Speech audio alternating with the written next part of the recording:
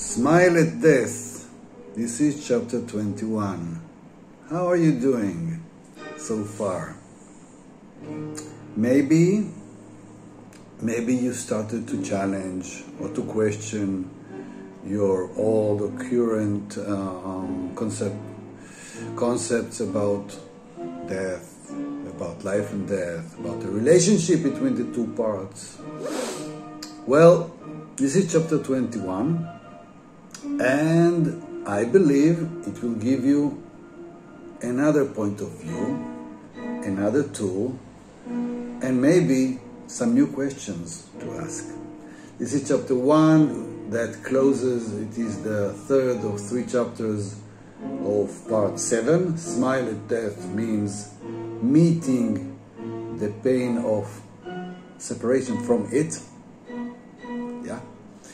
Well, this may be a very controversial issue. Let's say that we actually in pain because we were born, in continuous chronic pain of parting from home. Usually the concept is not like I present, that it's actually associated, the dying or being dead is associated with pain. I mean, the transition over there is regarded by the people who stay here, who are alive, as something painful. They are in pain. They mourn. They mourn the loss. It is many times associated. Death is associated with pain, more or less. What I'm saying here, that this may be a wrong perspective made of our human misunderstanding, human limitation. I'm saying that it's hard for us, it's challenging for us to smile at death because it reminds us the pain of coming here and leaving death behind. So, chapter 21 says,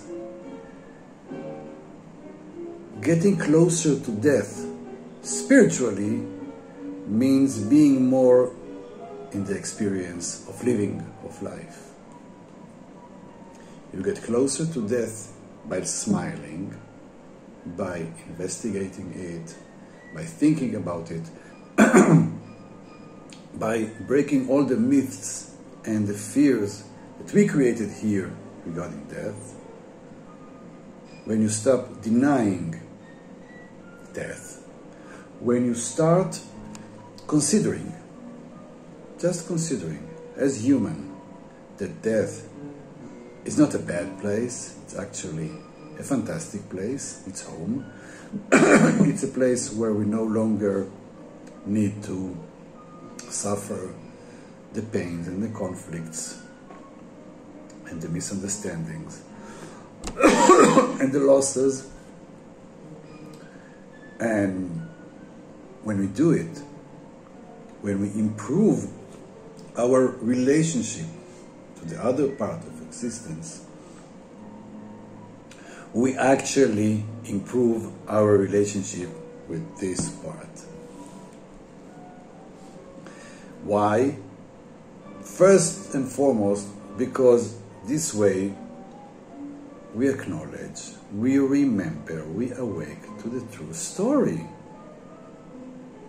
I believe that a major part of our emotional sufferings, or any suffering, mental suffering, is made of our continuous effort to deny the truth, to deny opening our eyes to the full story. Here, as living, we act as if in order to live, we need to forget death.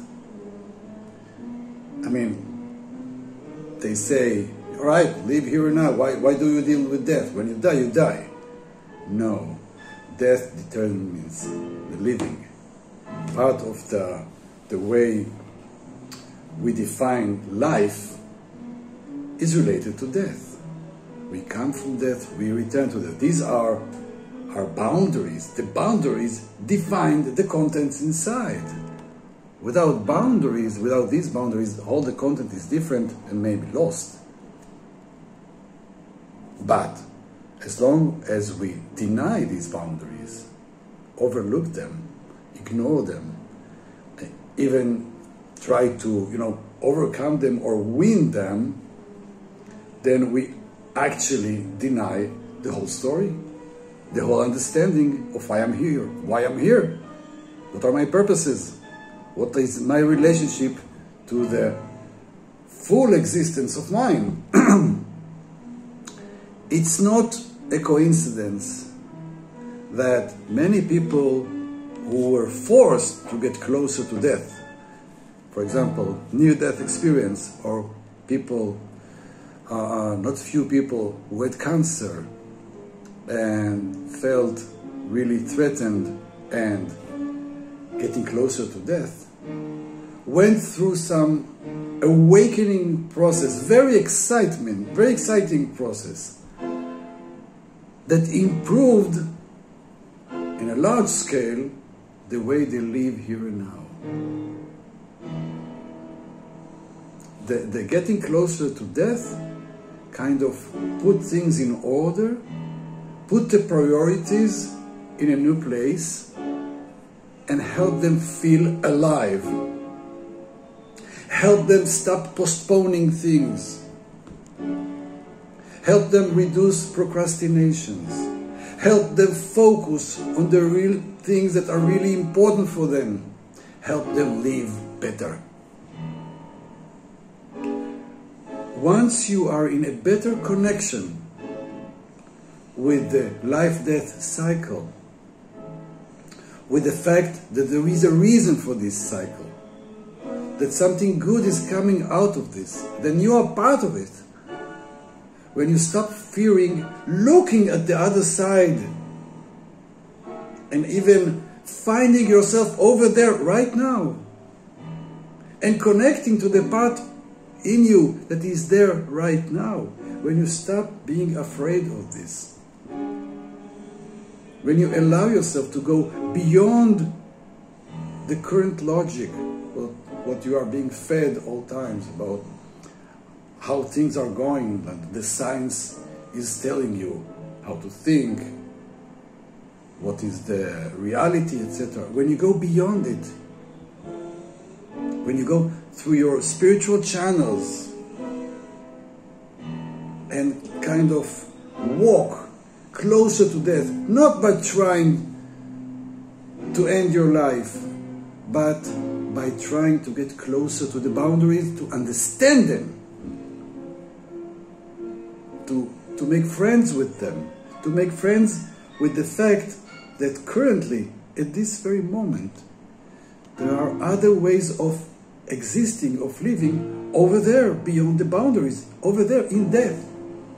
Parts of you, greater parts than you, your greater you is over there, living, existing right now, watching you, watching us, whispering at your ears.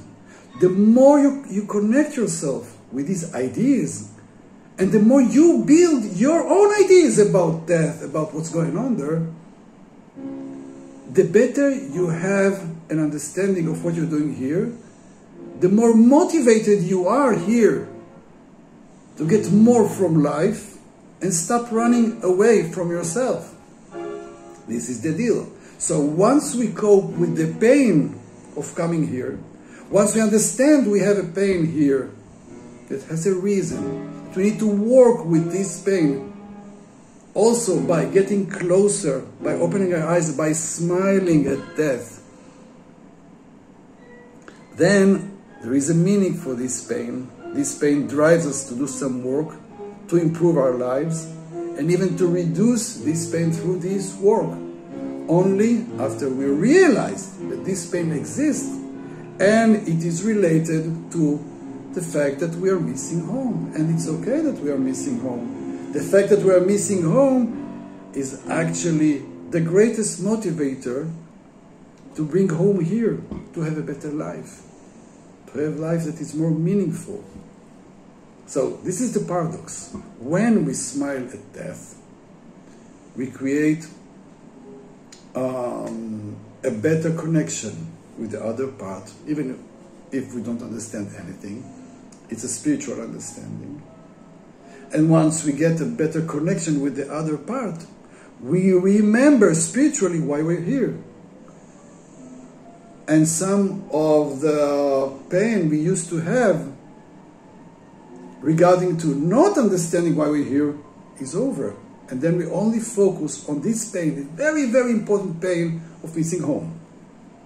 And we understand that this is our basic, primary pain, we can do something with it through living. The more we fulfill ourselves, the more we progress spiritually, we get closer to home while living. And this, my friend, creates an opportunity to have more and more joyful moments in life, in living. We smile at death to improve our living here. Don't forget this.